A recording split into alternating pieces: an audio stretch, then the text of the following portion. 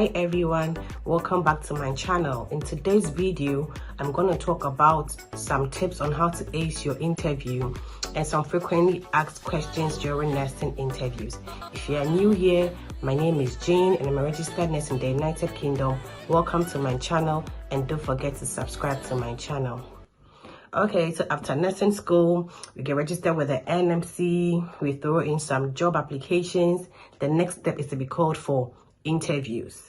So my number one tip I'm going to give for interviews is that make sure you do your own background research about whatever position you applied for. If it's a staff nurse, if it's a nurse in another specialty or an area or something, make sure you dig deep about it and whatever unit you are going to work with. Let's say you apply for a job as a NICU nurse or as an emergency department nurse, you need to read, like go back to that area, that aspect, and delve much into it.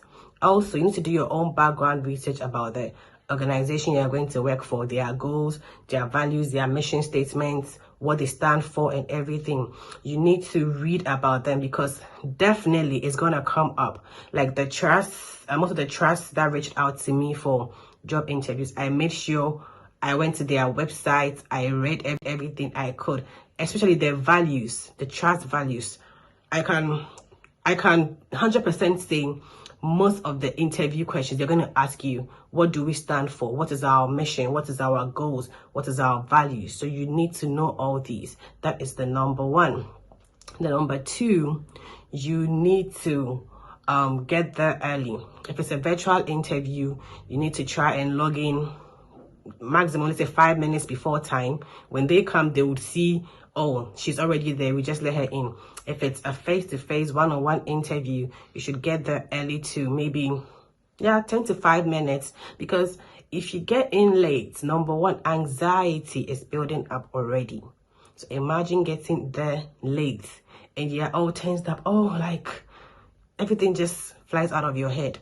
So you need to get there early, prepare, wait for them, be calm, be settled.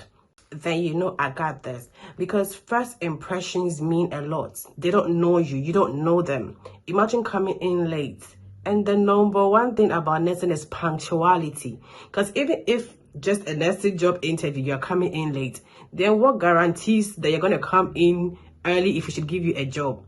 You create doubts in the mind of the recruiters or the employers. So getting there early is a necessity. It's very, very important. Okay, you also need to dress professionally.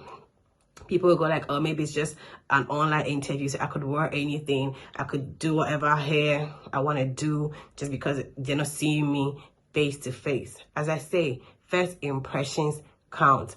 All my interviews were online. I still dressed professionally. I held my hair back so that they could see my face, because most of our hairstyles for work is always held. We do not leave our hair on ourselves like that. Most of the time it's always held. So you just need to find something appropriate to wear. If it's face to face, that's a different thing altogether, because you are seeing them, they are seeing you from head to toe.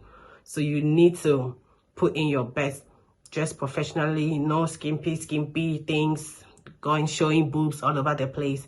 No, you just need to dress professionally. It gives you a step ahead in getting your dream job.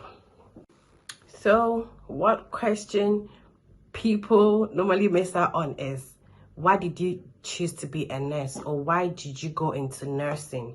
Don't ever say money, because of the salary or because it pays well. In the head of the employer, the person goes like, okay, so you're just here for the money. You don't care about the patients, you don't care about the care, you're just about the money. You need to, fine, money is an aspect, we all have money, I would not deny that, but don't put that out first. I mean, let them know that you went into nursing because you have compassion for people, you want to help people. Nursing is all about care, rendering care to people. So you need to let them know that is the number one reason why you are there, not because it's rewarding. I mean, it gives money, the salary is good. Most people wouldn't want to hire you if you're money centered, it's all about money. You need to let them know what you are bringing onto the team, how you can help, not just coming because it pays well. No. Another thing is, tell us about yourself. Please don't go there telling them, oh, my favorite color is pink, I love blue, I like reading. No, that is not what they want to hear. If they ask you, tell us about yourself.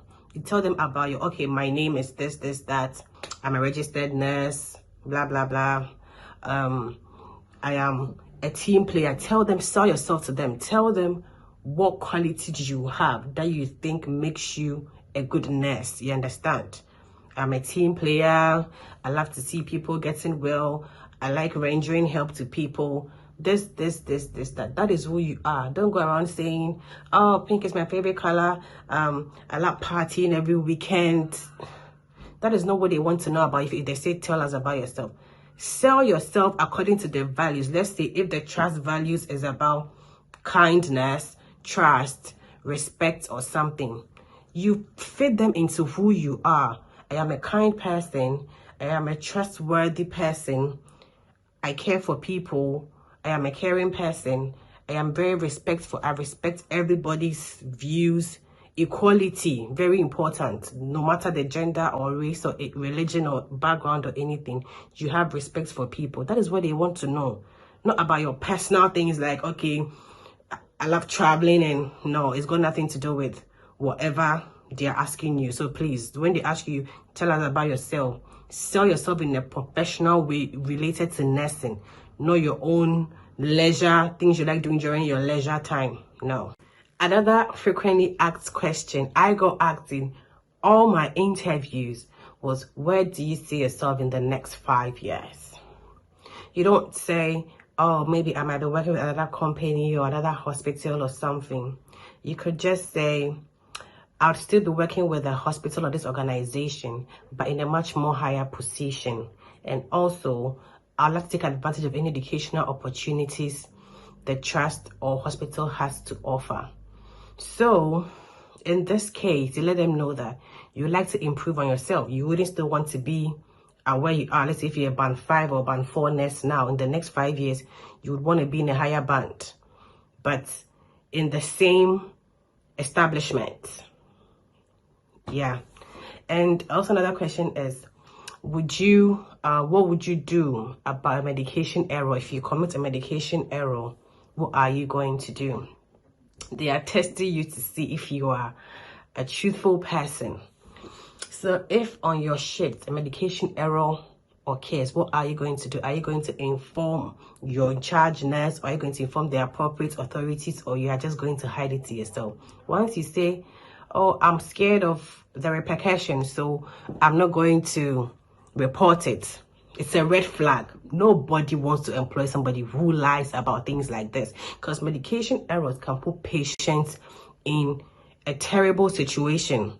It needs to be reported. You can say something like, I'm going to report according to the policies of the trust.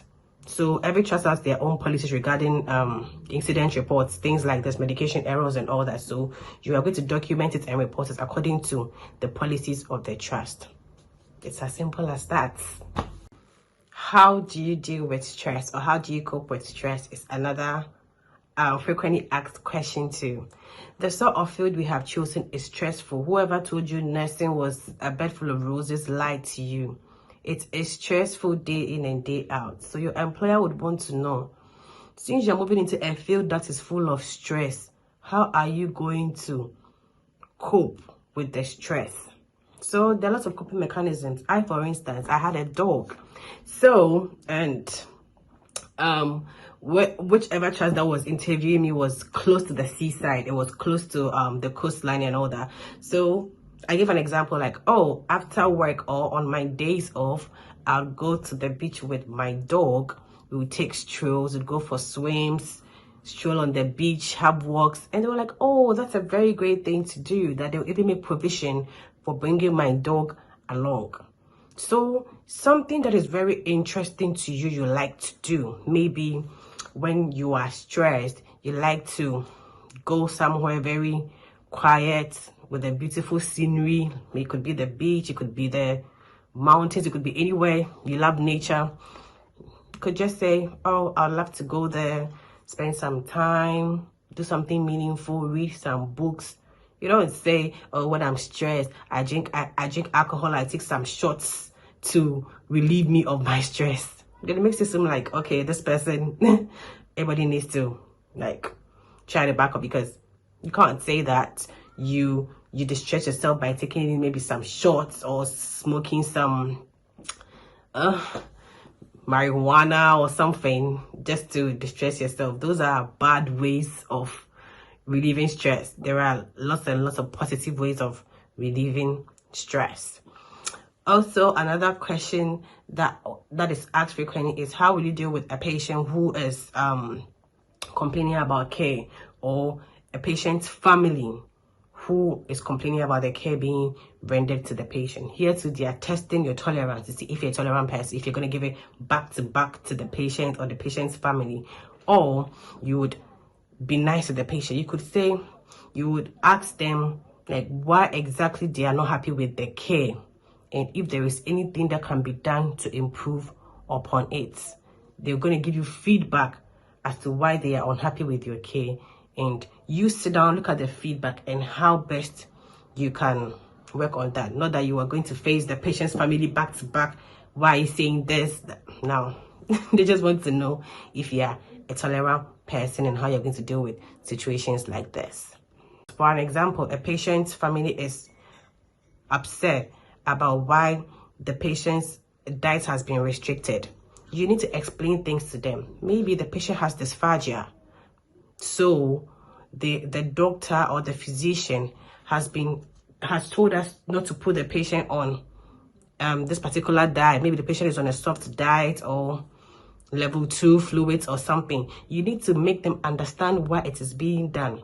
Or maybe patient is going in for a procedure that needs nothing in the system, like nothing by mouth, because of the kind of procedure they are going to have maybe in some few hours or something. You need to explain to them, and I believe any reasonable person would understand why this is being done, rather than ignoring the contents of the person and person getting more agitated.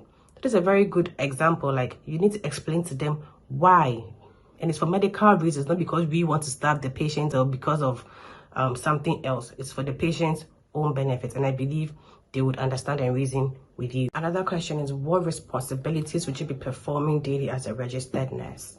Before you apply for a job, they are going to give you the responsibility. They're going to list it over there, like what you'll be doing if they should hire you. So you need to read that before going in for a job interview, because they would expect you to know whatever position you're applying for, what is expected of you. Maybe assessing patients, planning, implementation, evaluation of patient care. At the end of the day, you should know what you are going to do in that particular field you have chosen, because it's a test to see if you really know what you are going to do for the position you have applied for. And finally, why should we hire you? Like, what do you think you have that should make us hire you?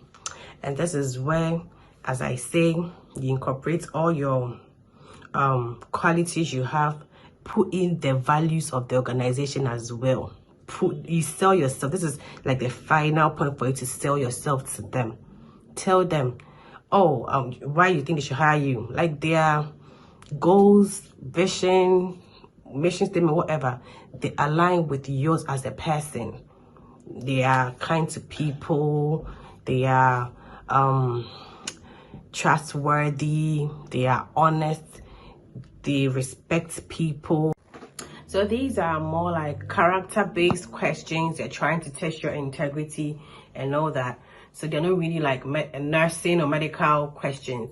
The nursing questions I received in my interviews, questions like about infection prevention, MRSA, sepsis, hypertension, observations of a patient and all that. Those are more like nursing questions. It's actually like the nursing questions I got during my interview. One question I got was about the observations of a patient. what entails observations as in vital signs of a patient. If you are supposed to check the vital signs of a patient, what are you going to check out for, which is the blood pressure, the heart rate or the pulse, the oxygen saturation, SpO2, the respiration of a patient, and the temperature. So you need to know these because they are questions, commonly asked questions during interview. Another one too is sepsis. Yeah, I got sepsis a lot of times. Like, what are you going to do when you suspect a patient comes in with sepsis? Number one, you need to do blood tests, check the serum lactate of the patient to rule out whether it's a sepsis or not. Start intravenous fluids, intravenous antibiotics, monitor for observations of the patient if the blood pressure is dropping and all that, and then escalate care. Yeah, these are some of the things you need to know concerning sepsis. Infection prevention too. Some questions like if you see a colleague refusing to wash, perform hand hygiene, what would you do? Would you report the person or would you just ignore it? In such a situation, you could just walk up to the colleague. You work with the person, so you know the person, so you could just go to the person that, oh, I saw you did this and that procedure, and afterwards you didn't wash your hands, or before you didn't wash your hands. You know, it's an aseptic technique, so you need to wash your hands, or this and this and that. And I mean, a nice and polite manner, since you guys work in the same department or whatever, rather than reporting to someone where you could have just told the person, I saw you do this and this and that, so next time you should wash your hands or this or that. And also the steps in hand hygiene. Yeah, it's also a question that, yeah, it's possible to meet. Most of these questions are actually asked based on the position you are applying for. Assuming you're applying for a pediatric nurse position, they can't come asking you questions about dementia or delirium or something, because that is not your field. It's same as if I'm applying for the position of an adult nurse. They can't ask me questions about neonates or something. So you need to study according to where you know you are applying. If you're applying as a mental health nurse, as a midwife, as a general nurse, like a staff nurse, know the specialty you are applying for, because it makes it better for you to know the kind of questions you're going to expect from there. I applied for most of the jobs I applied for were in medical, surgical, and emergency. These three departments. So most of the questions that came were broad, because medicine is broad, surgery broad, emergency is like the first step of the department before any other part of the hospital you come. So that one is way broad. So you need to like prepare a lot. Some other questions I got for emergency, it was like a table, a graph for observations of a patient who had come in, the patient's blood pressure, the patient's pulse, respiration, temperature, like everything. And they ask you, okay, maybe the patient came in at 10 a.m. This was the patient's observations. What do you think is going on with the patient? And if you are a nurse and the patient comes in like that, how are you going to triage the patient? So you need to know what triaging is if you want to work in the emergency department. There are certain things you need to know. And after that, it's okay. After the patient has been triaged, you check the observations again. Maybe this time around the BP is high or the temperature is low. Like, what do you think could be going on with the person? All these questions they're going to ask you, and how are you going to calculate the score and all that. Check neurological assessment of the patient. You need to know all of these. So as I said, it depends on the field you want to go into. Like, yeah, it depends on the field you want to go into. These are like nursing questions.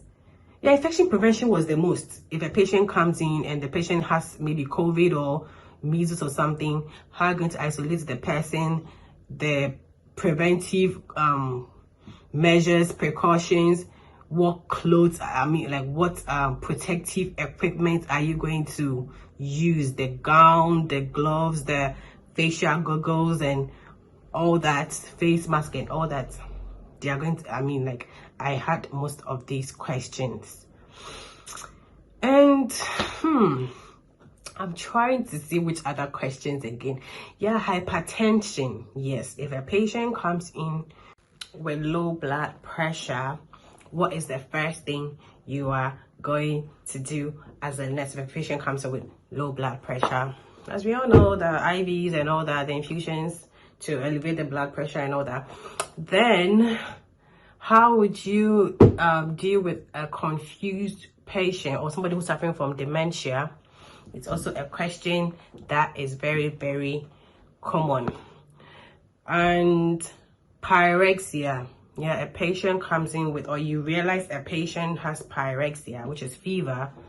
What interventions are you going to make? And another question I had was, if you are on the unit and you realize a patient is having shortness of breath or difficulty breathing, what is the first thing you would do? So these are all like medical nursing questions. Yeah, so what would help you in your interview, honestly, is look at the job application and what you are going in for and gear your attention towards that area. I will not tell you that if you are going to apply for a nurse as a pediatric nurse, come and be reading about adult nursing. It wouldn't help you because you wouldn't get any questions coming from there. It's going to come from pediatrics. Same as a mental health nurse. I won't ask you to come and read questions about ICU or dermatology when it has nothing to do with psychiatry. It's just like that. So you should know where you want to work, whether it's in the community, you want to work in labor and delivery, you want to work on the wards, emergency, outpatient. You need to know where you are applying to. Then you channel your energy towards that way. That is the only way you can anticipate what they are going to ask you. Then I believe you are good to go. Like if you do your job very well, like background on the job you're applying for, you are good to go. That's that about the nursing aspect. So guys, thank you for your time. I hope you find these tips and some of these interview questions helpful.